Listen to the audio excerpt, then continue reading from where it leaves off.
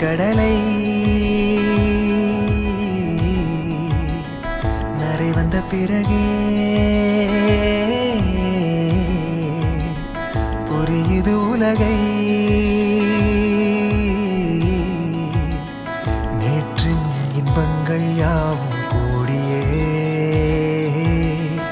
இன்றை இப்போதை அர்த்தமாக்குதே. இன்றின் இப்போதின் இன்பம் யாவுமே நாளை ஓர் அர்த்தம் காட்டுமே. வாழாயன் வாழ்வை வாழவே தாழாமல் மேலே போகிறேன். தீரா உள்ளூற்றை தீண்டவே இன்றே இங்கே மீழ்கிறேன். இங்கே இன்றே ஆகிறேன்.